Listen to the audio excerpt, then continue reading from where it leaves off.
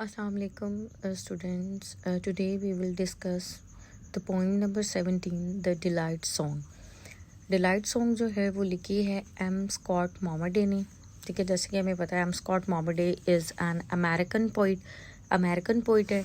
He is known as the modern poet of English literature. ये modern poetry लिखता था जिससे लोगों को अपने व्यूज़ के बारे में बताता था या अपनी थिंकिंग के मॉडर्न थिंकिंग के बारे में बताता था. ये पोइम है मॉमरडे ने ये लिखी थी वर्ल्ड वॉर 2 के बाद. Because he has seen all the qualities, मतलब उसने कितने जुल्म देखे थे वहाँ पे after the second world war. आपको पता है वॉर के अंदर बहुत ज़्यादा खून खराबा, मतलब किसी की टांग टूटी होती है, किसी का बाजू, और लोग बुरी हालत में पड़े होते हैं और कोई भी उनकी मदद के लिए नहीं आता. देखिए वो जंग होती है, जंग का माहौल होता है और काफ़ी बुरा और तकलीफ दे होता है. This delight song was written after the second world war, इसलिए लिखी गई in order to express his relief and peace after the war. War के बाद उसकी फीलिंग्स कैसी थी, कि वॉर के बाद अमन कैसे था या लोग कितने तकलीफ़ में थे, ये तमाम चीज़ें उन्होंने इसके अंदर बताई जिसमें हम आगे डिस्कस करेंगे इसके बारे में.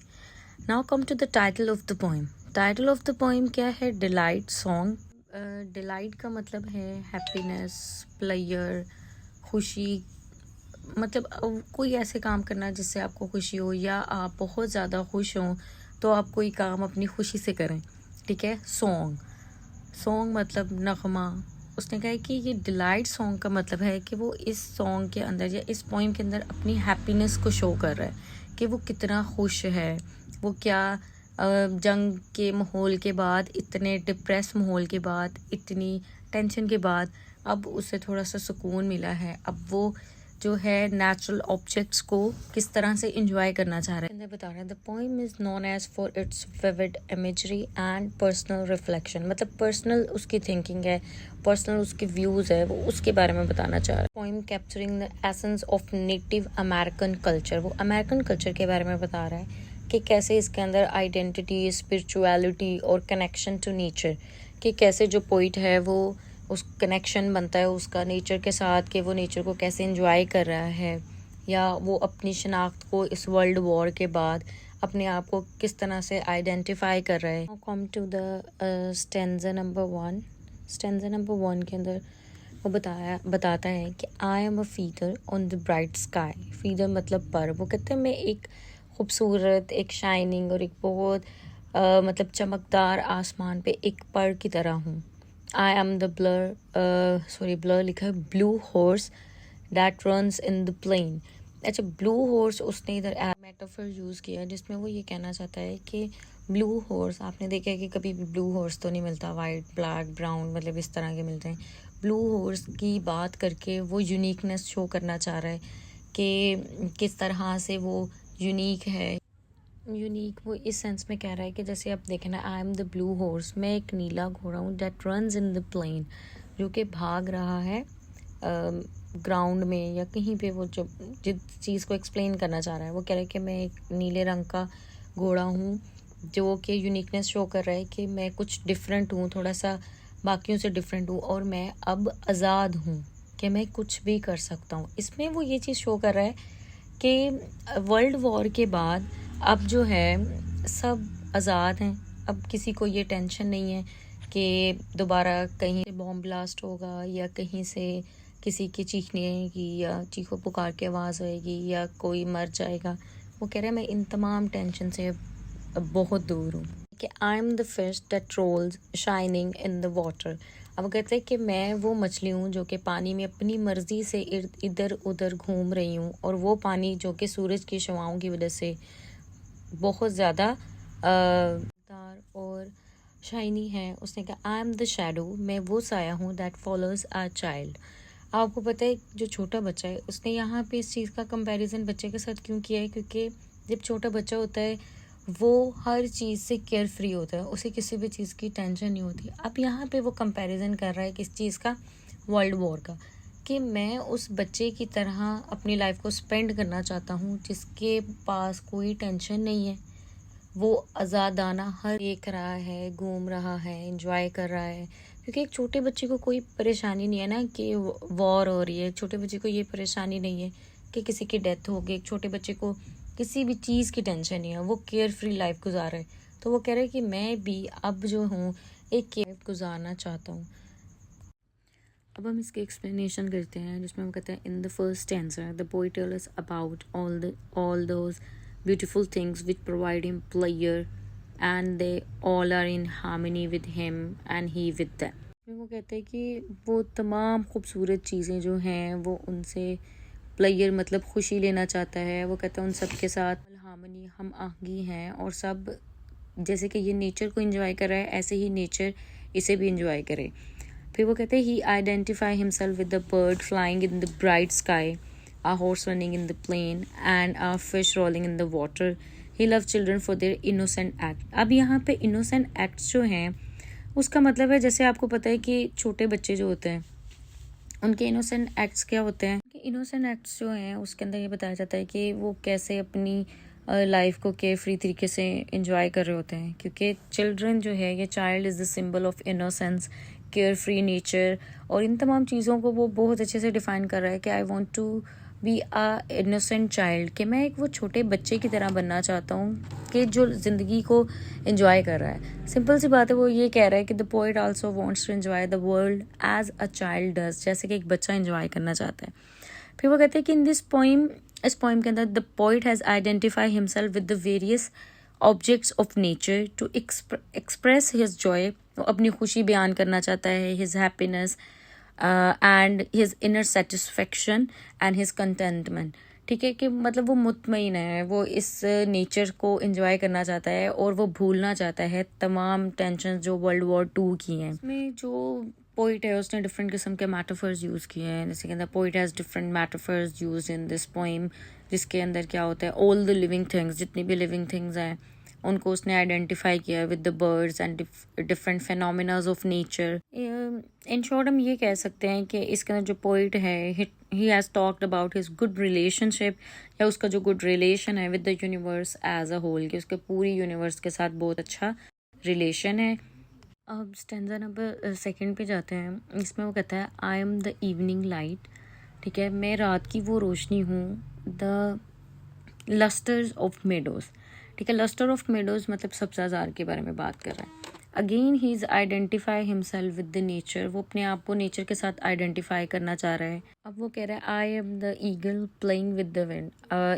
ईगल आपको पता है, ईगल इज़ अ बर्ड, और काब जो है ये एक ऐसा परिंदा है विच इज़ नॉन एज, जिसको हम जानते हैं कि इसकी जो मतलब highest flight of the sky, कि वो आसमान में सबसे ऊपर रहता है। इसमें भी ईगल को पोइट ने एज अ मेटाफर यूज़ किया है, कि मतलब वो अपने आप को कंपेयर कर रहा है ईगल के साथ, कि जैसे eagle care free fly in the sky, कि वो आसमान पे आराम से घूमना चाहता है, जैसे उसने कहा है eagle playing with the wind to enjoy the beautiful natural objects.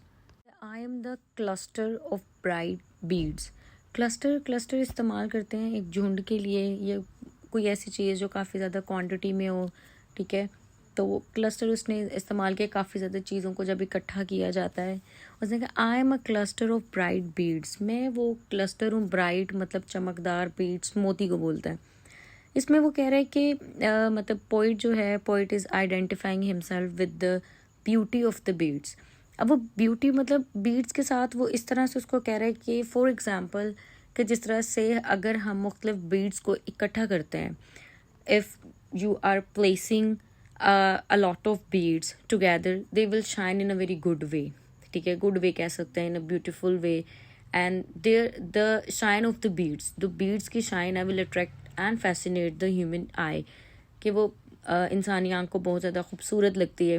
Still इसके अंदर जो पोइट है वो क्या कर रहा है कि वो अपने आप को आइडेंटिफाई कर रहा है with the natural objects. Again he is using himself as a metaphor to express his delights and joys and pleasures. अब नेक्स्ट वो कहता है I am the farthest star. Farthest का मतलब होता है फार अवे, काफ़ी ज़्यादा दूर होना, कि मैं सबसे दूर वाला वो सितारा हूँ, ठीक है, कि जो बहुत दूर से हर चीज़ को मतलब हर टेंशन से दूर है, सब चीज़ों से दूर है, और क्या कर रहा है, सिर्फ नेचुरल नेचर को एंजॉय कर रहा है। मतलब आप ये कह सकते हैं कि अगेन पोइट जो है अपने आप को आइडेंटिफाई कर रहा है in order to show his pleasure, to show his satisfaction, and to show his happiness. लेकिन स्टेंजा की एक्सप्लेनेशन पे जाते हैं, वो कहते हैं the poet identify himself with all the beautiful and fruitful objects in the universe. He is fascinated by the bird flying in the bright sky, the fast running horse, and the fish rolling in the water, the evening light, the luster of meadows, the farthest star, the glitter of snow, the falling rain. अब ये वो तमाम चीज़ें बता रहा है कि ये क्या है, नेचुरल ऑब्जेक्ट्स हैं जिनको वो इन्जॉय करना चाहता है और तमाम जो वॉर की टेंशन्स हैं उनसे दूर जाना चाहता है. In the next stanza, the poet says, I'm the cold of the dawn. Dawn बोलते हैं सुबह सवेरे, सुबह का जो बड़ा खूबसूरत सा मंजर होता है. वो कहते हैं I'm the roaring of the rain. Roaring बोलते हैं गर्ज, थंडर जिसे बोलते हैं, of the rain बारिश. अब here rain is also a very beautiful symbol. Mostly poet used, इसको आप देख लें, उर्दू पोइट बहुत अच्छे से यूज़ करते हैं और इंग्लिश पोइट भी, because rain is also a symbol of hope. अब भी वो जब यहाँ पे मतलब पोइट अगेन हिमसेल्फ आइडेंटिफाइंग, वो अपने आप को आइडेंटिफाई करे किसके साथ, नेचुरल ऑब्जेक्ट्स के साथ.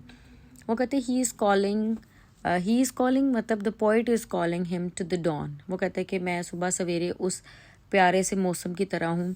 ठीक है. The weather was very refreshing, के वो बहुत खूबसूरत मौसम है जब अगर हम बात करते हैं एक इंसान के बारे में.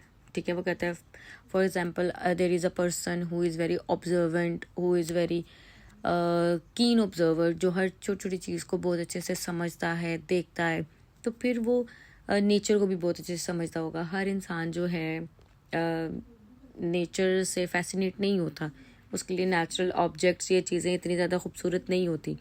इसलिए वो क्या कर रहा है, जो पोइट है, that's why poet is identifying himself with the weather of the morning, कि मॉर्निंग का वो जो खूबसूरत सा मंजर है वो उसके साथ अपने आप को कनेक्ट करना चाह रहा है.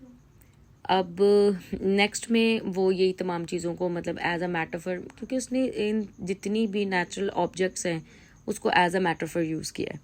नेक्स्ट लाइन में कहता है कि I am the glitter on the crust of the snow. अब यहाँ पे क्रस्ट, वो कहते हैं कि मैं वो ग्लिटर हूँ. क्रस्ट बोलते हैं काफ़ी मोटी लेयर हो किसी भी चीज़ की, उसने कहा crust of the snow.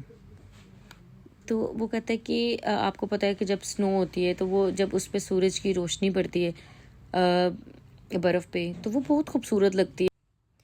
Here the poet still identifying himself with many sublime beautiful nature, because he is a person, ये वो इंसान है who is a very observant, he has a keen observation of nature. The person here the poet is talking about a person who has a great love with the God's creation, जिसके अंदर natural objects आते हैं. फिर उसके बाद वो कहता है कि I am the long track of the moon in lake. अब वो लॉन्ग ट्रैक का मतलब यहाँ पे वैसे तो रोड लिया जाता है, लेकिन यहाँ पे वो लॉन्ग ट्रैक को जो है वो मतलब लॉन्ग ट्रैक का मतलब जो है वैसे तो रोड होता है, लेकिन वो यहाँ पे जो है वो साए के तौर पे ले रहा है. Again here poet is identifying himself with the shadow and the track with the clear surface of the moon. उसी का जैसे कि मून का जो सरफेस, जो सतह ज़मीन होती है वो बहुत ज़्यादा साफ़ और अपीलिंग होती है, वैसे ही again it is a very impressive appealing side of the nature. मतलब स्पेशली नेचर लवर के लिए उसने ये सारी बातें बताई हैं इसके अंदर. अब वो नेक्स्ट कहता है I am a flame of 4 colour. कहते हैं कि if you seen a flame closely, अगर आप आग को बहुत करीब से देखते हैं, you will see various colour in the flame. जैसे कि आप देख लें green, blue, yellow, red colour, blue colour, मतलब ये वो तमाम कलर्स हैं जो कि आप आग के शोले के अंदर देखते हैं. ठीक है. यहाँ पे again fire is a natural image, मतलब नेचर के साथ वो उसको कनेक्ट कर रहा है. He is talking about various objects of nature and he says he is so much delighted and happy with this beauty of nature. अब हम इसकी एक्सप्लेनेशन कर लेते हैं. The poet feels himself like melodious sound of rainfall that creates a musical effect. हम कहते हैं कि पोइट जो है यहाँ पे बारिश की खूबसूरती के बारे में बात कर रहा है कि कैसे जब बारिश होती है तो उसके रेन ड्रॉप्स होते हैं, उससे कितनी खूबसूरत आवाज़ आती है, जैसे उसने कहा create a very musical effect. The poet feels like the shine of the crust of snow that the metaphor. अब इसमें वो यही बता रहे हैं कि मेटाफर कौन से यूज़ हुए। All the natural objects which are used in this poem are metaphor. वो तमाम के तमाम जो है वो मेटाफर है। उसने कहा the poet perfectly describes the bright and glowing life of the poet. He gets into the spirit of life and is at one with the idea behind the creation of every beautiful and fruitful thing. He is delighted and alive. He wants to say that happiness is a harmony with nature and other elements of the universe. बस वो यही इधर भी still पूरी poem में एक ही चीज़ के बारे में डिस्क्राइब कर रहा है कि वो कैसे नेचर को एंजॉय करना चाहता है, नेचुरल ऑब्जेक्ट्स को, और जो ये वॉर है उसके तमाम टेंशन्स को दूर करना चाहता है। वो एक बहुत खुशी का नगमा गा रहा है क्योंकि अब वर्ल्ड वॉर 2 जो है वो ख़त्म हो चुकी है, आज़ाद है, कोई उसे कुछ कह नहीं सकता। अब वो बिल्कुल भी डिप्रेशन के अब वो किसी भी टेंशन में नहीं होगा कि कहीं से कोई मर गया या किसी की कोई न्यूज़ आए या टीवी पे कोई न्यूज़ आए। मतलब वो तमाम चीज़ों से फ्री होना चाहता है। वो कहता है मैं वो तमाम जो मेरे पास्ट की चीज़ें मतलब वो जो वॉर की चीज़ें हैं उन तमाम चीज़ों को वो भूलना चाहता है और इन्जॉय करना चाहता है प्लेयर्स ऑफ नेचर, कि नेचर की खुशी को, उसकी हैप्पीनेस को, उसकी फैसिनेशन को, हर चीज़ को बहुत खूबसूरती से इन्जॉय करना चाहता है। अब हम लास्ट स्टैंजा करते हैं जिसके अंदर जो पोइट है वो अपने आप को बहुत खूबसूरत तरीके से बयान कर रहा है। जैसे कि वो बता रहा है इसके अंदर, यू सी, तुम देख सकते हो, आई एम अलाइव, कि मैं ज़िंदा हूँ, I am alive, I stand in good relation to the earth. अच्छा, पहले हम करते हैं ऊपर पहली लाइन के जिसमें वो कहता है कि आप देख सकते हो कि मैं ज़िंदा हूँ। इधर वो क्या कर रहा है, he is referring to the fact, कि वो इस हकीकत के बारे में बता रहा है that as he is able to enjoy all the beauties, he is so much indulged in those beauties, he feels himself internally alive. उसने कहा कि मैं ये नहीं कि मैं सिर्फ एक दिखावा कर रहा हूँ कि मैं ज़िंदा हूँ, नहीं, मैं अंदरूनी तौर पर मैं बहुत ज़्यादा खुश हूँ और इस वजह से मुझे लगता है कि मैं बहुत अच्छी ज़िंदगी गुजारूँगा, और अपनी खुशी का इजहार कर रहा है वो इसके अंदर। These last 6 lines, the poet is talking about his relation with his creator. As he said, I stand in good relation to the earth. I stand in good relation to the lords. I stand in good relation to all that is beautiful. I stand in good relation to all that is fruitful. जो poet है वो अपना एक relation बताता है creator मतलब खुदा के साथ। जैसे वो कहता है he has a good relation to the earth, he has a good relation with all the beauties of the universe. अब इधर वो एक कनेक्शन बता रहा है कि he has a very good connection या healthy relationship with this natural things, that's why he is able to enjoy the simple beauty of the nature, जो कि हर कोई नेचर को एंजॉय नहीं करता। इसमें जो पोइट है वो बड़ा ऑप्टिमिस्टिक है। जैसे वो कहता है the poet in this poem is very much hopeful and optimistic because he is talking about with the good relation with the lords. अब उसने यहाँ पे वर्ड यूज़ किया लॉर्ड्स। उसने इसलिए वर्ड यूज़ किया क्योंकि जो पोइट है, poet is not Muslim, that's why he is believing a lot of gods, as अल्हम्दुलिल्लाह we are Muslims and we are just believe in one god. तो इधर जो पोइट है वो बात कर रहा है मैनी गॉड्स के, मतलब उसके मुख्तलिफ खुदाओं के साथ अच्छे रिलेशन है, मतलब उनके साथ कोई लड़ाई झगड़ा इन दिस सेंस के उसके सब चीज़ों के साथ बहुत अच्छे रिलेशन है। फिर वो लास्ट में वो ये बताता है कि he says he is a good relation with everything, not a god, not earth, किसी चीज़ नहीं। वो कहता है मेरी दुनिया की हर चीज़ के साथ बहुत अच्छे रिलेशन है। It depicts that poets delights. अब ये चीज़ जो है वो क्या बयान करी है, पोइट की बहुत ज़्यादा खुशी को बयान करी है, poets happiness, that's why he is identifying himself with all the beautiful nature and also he is satisfied with this life. अब यहाँ पे क्वेश्चन ये आता है Y he is satisfied with all these things, कि क्यों ये सेटिस्फाइड है। हियर द पोइट सेज कि आपने पूरी पोइम देखी होगी, उसने किस खूबसूरत तरीके से बताया है कि मैं आसमान के साथ भी बहुत कंफर्टेबल हूँ, I am comfortable with the lot of gods, I am comfortable with the lords, मतलब सब चीज़ों को बहुत खूबसूरती से वन बाय वन उसने एक्सप्लेन किया। And he just explain that he has a good relationship with all this worldly things and nature. कहता है यू से आई एम अलाइव कि मैं जिंदा हूँ। अब इसका स्टैंजा नंबर 4 की एक्सप्लेनेशन कर लेते हैं। कहते in this stanza the poet visualise himself as a colourful flame मतलब वो अपने आप को एक फ्लेम के साथ मतलब he used himself as metaphor के तौर पर इस्तेमाल कर रहा है। The colour 4 colour flame depicts the variety of life of the poet कि मतलब जैसे उसके लाइफ में अप्स एंड डाउन्स कह लो, या एक वैरायटी है कि ग्रीन कलर है, येलो कलर है, मतलब एवरी कलर है वो डिफरेंट सिंबल और हर कलर की अपनी ही पहचान है, वो इस चीज़ के बारे में बता रहे हैं। The poet expresses his extreme Joy for using the metaphor of unique things in surrounding कि उसने डिफरेंट किस्म के मेटाफर यूज़ किए हैं, जैसे कि आप फ्लेम देख लें, आप लोड्स देख लें, फिर इसके बाद इसने ब्लू हॉर्स के बारे में बात की है, मतलब डिफरेंट सिंबल्स हैं। He feels simple carry metaphor है. He feels himself like a dream in which all these unique things are combined. Dream is always better than reality. उसने कहा ड्रीम मतलब जो ख्वाब है वो हमेशा खूबसूरत होते हैं, बिकॉज रियलिटीज़ जो होती है वो बेटर होती हैं, वो तल्ख होती है, वो हमें हकीकत के बारे में बताती हैं। The poet combines all unique things of variety of reality in a dream to enhance their uniqueness and calmness. उसने ये तमाम चीज़ें यूज़ की ताकि वो हर चीज़ को एक नए तरीके से बता सके और एक बहुत स्मूथ तरीके से बता सके। At the end the poet concludes that he is cheerful and leading an active and happy life because he is happy in setting up good relation with the Lord, the earth and the beautiful things of nature and all that is fruitful and useful. And पे वो यही बता रहा है कि natural objects के साथ, natural phenomenas जो हैं, इन सब चीज़ों के साथ उसका कितना अच्छा रिलेशन है। और उसने ये पोइम जो है इसलिए लिखी है ताकि वो अपनी खुशी का इज़हार कर सके, हर चीज़ को एक खूबसूरत तरीके से बयान कर सके। इसके अंदर उसने मुख्तलिफ़ किस्म के यूनिक मेटाफर यूज़ किए हैं, खुशी को बयान कर सके।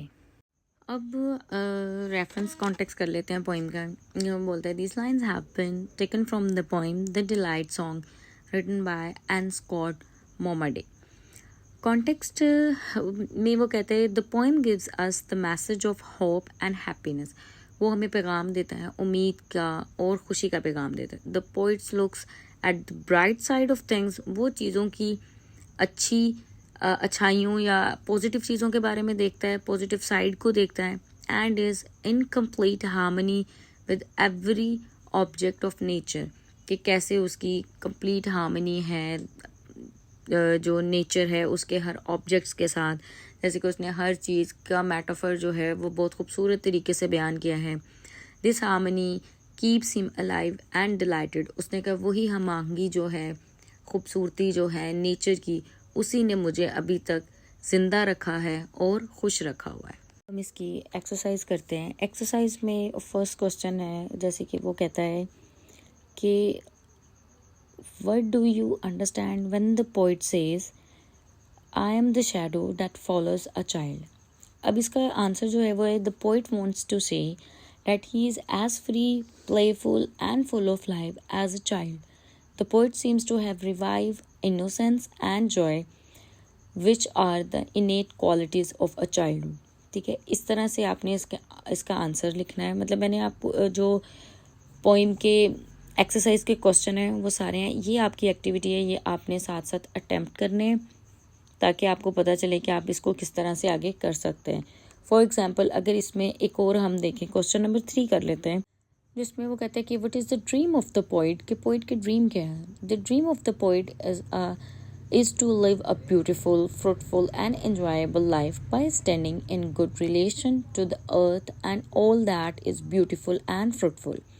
इसी तरह से आपने इसके जो ये 8-9 क्वेश्चंस हैं को अटेम्प्ट करना है खुद से, और फिर इसके बाद इसको याद करना है, बिकॉज आपके पेपर में यही टेक्स्ट बुक के क्वेश्चन आंसर आएंगे।